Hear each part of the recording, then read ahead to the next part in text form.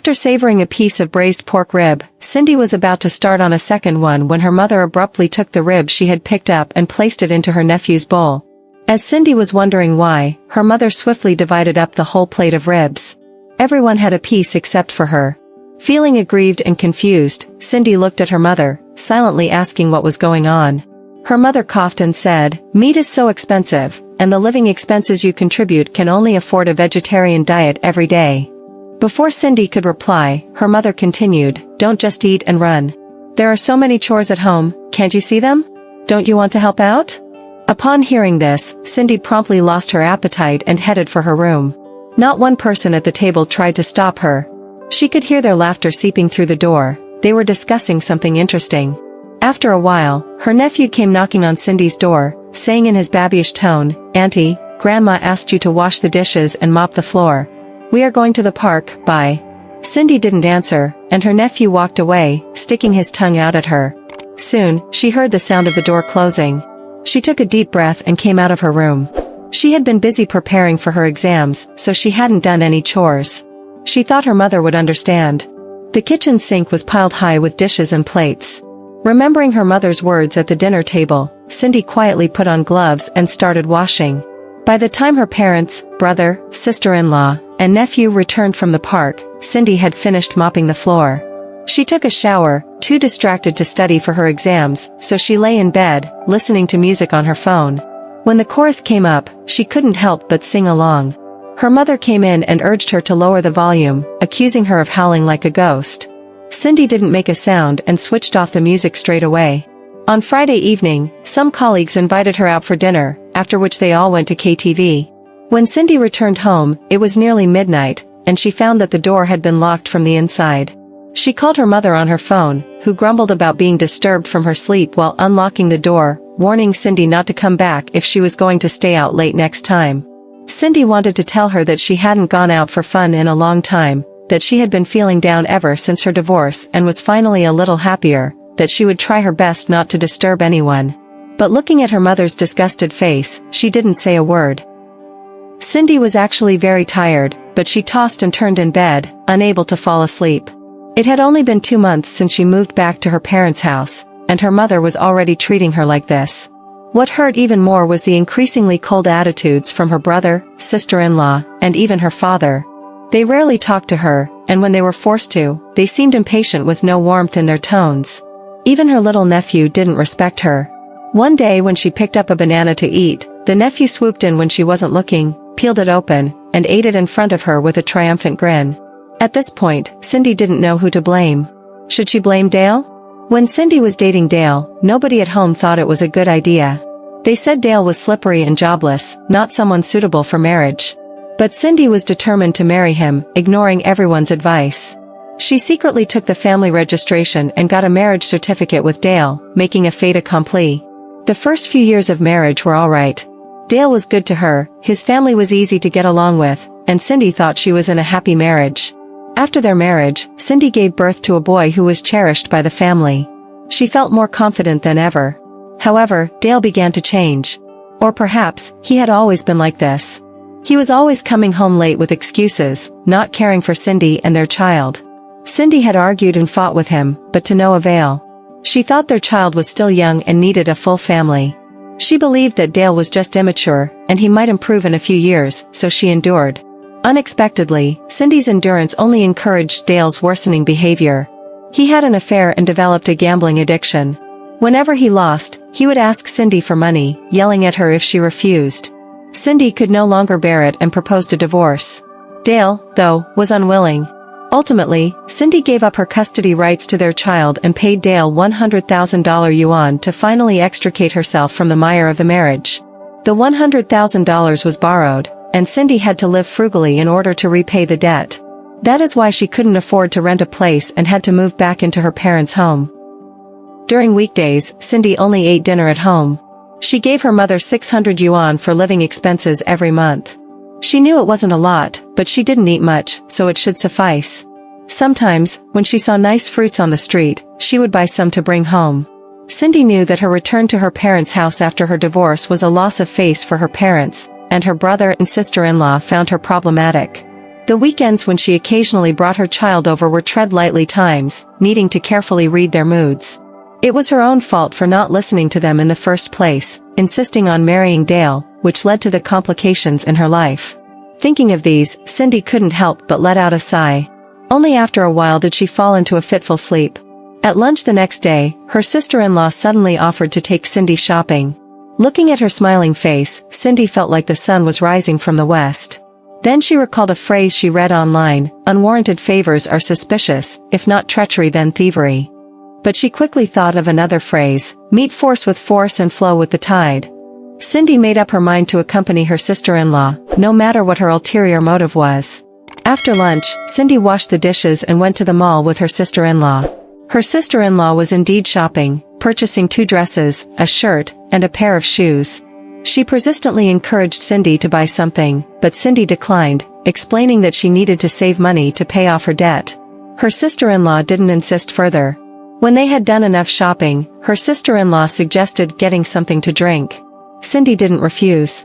Her sister-in-law made a phone call, seemingly calling someone over. Cindy was curious, but she didn't ask further. They went into a juice shop and each ordered a glass of juice. Her sister-in-law didn't idle, continuously mentioning that women need men, need marriage, or else life would be difficult. Cindy half listened, playing with her phone, occasionally mumbling a response to her sister-in-law. After a while, a man approached them. The sister-in-law warmly greeted him over. The man was short, fat, with sparse hair, and looked excessively greasy. The man sat opposite Cindy, staring straight at her, asking her likes and trying to add her on WeChat.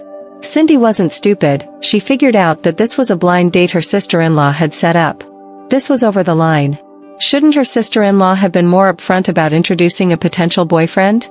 Did she think that because Cindy was divorced, she wasn't even worthy of a normal meal? Moreover, Cindy was above average in both figure and looks, so why did her sister-in-law introduce such a man? Was it to purposefully disgust her? Thinking of this, Cindy felt she couldn't endure it anymore. She mentioned that she had something else to do and bolted out of the juice shop. That evening, Cindy was berated by her mother, who said that she did not know what was good for her. The man her sister-in-law had introduced ran his own supermarket, and marrying him would have ensured that she never had to worry about necessities.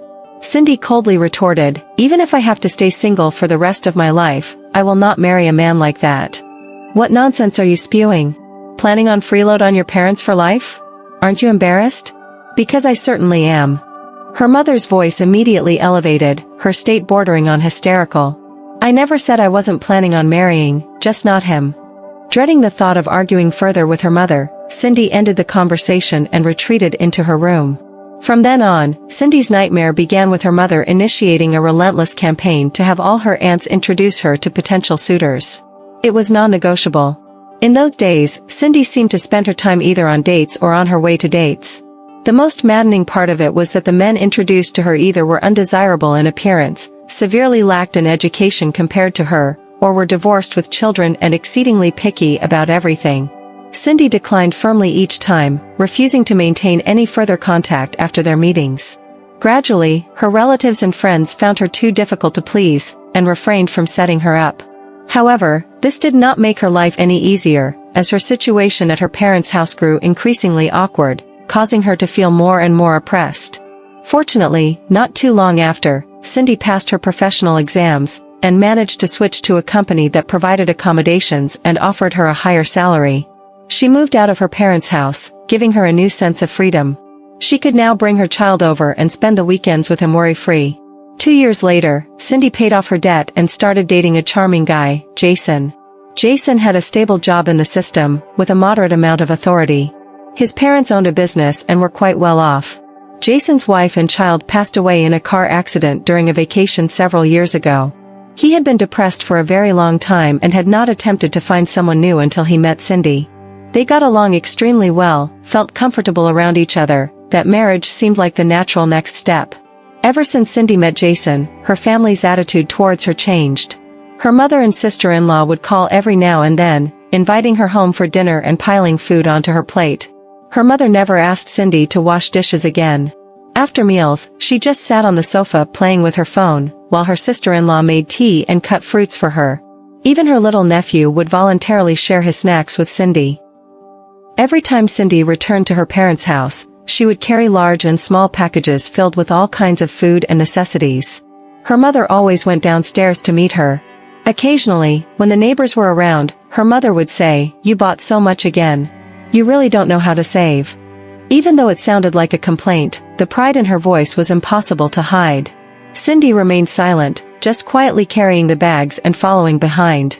When her father needed cataract surgery, it just so happened that Jason had a friend working in a hospital, who arranged for the chief physician to perform the surgery. The doctor was very dedicated, visiting the patient's room several times a day to check on the situation and provide careful instructions. When Cindy visited her father in the hospital, he couldn't help but say, "My daughter is indeed successful." Recalling the time after her divorce when she moved back in with her parents and how her father had shown contempt for her apparent uselessness, she was at a loss for how to describe her feelings. After the Mid-Autumn Festival, her brother wanted to start a shop and needed to apply for a business license. He reached out directly to Jason. The license processing went smoothly, and he invited Cindy and Jason for a meal. Jason emphasized that he hadn't really helped, as her brother had all the necessary paperwork in place, which was why he got the license so quickly. But her brother wasn't convinced and attributed it all to Jason's help, showering him with thanks. Just as Jason was about to explain further, Cindy silently stopped him. If her brother wanted to express gratitude, why not just accept it? The kind treatment they showed towards Cindy was entirely because she had married Jason. And through her, they could gain some benefits, couldn't they? In their second year of marriage, Cindy got pregnant. Her mother made chicken soup for her every week and offered to look after the baby multiple times. Admittedly, her mother's chicken soup was indeed delicious, and Cindy had gained quite a bit of weight during her pregnancy. During her previous pregnancy with Dale's child, she had not received such treatment. If her mother was willing to help look after the baby, that was great. Cindy knew her mother was very meticulous, far better than any nanny. With her mother's help, she could focus on her career without worry. During the time when she was hardly welcomed at home after her divorce, Cindy often thought that when she made it in life, she needed to distance herself from her parents' house to make them regret their behavior. However, in spite of that, she frequently appeared in front of her family, relishing their attempts to curry favor with her and displaying her sense of superiority. She knew she behaved quite ordinarily, but she didn't want to change. She wasn't capable of repaying anger with virtue or give selflessly. Now, she appeared to be harmonious and loving with her family, but she knew that everyone was calculating their own gains behind the scenes. In fact, none of them were noble people, so no one had the right to look down on anyone else.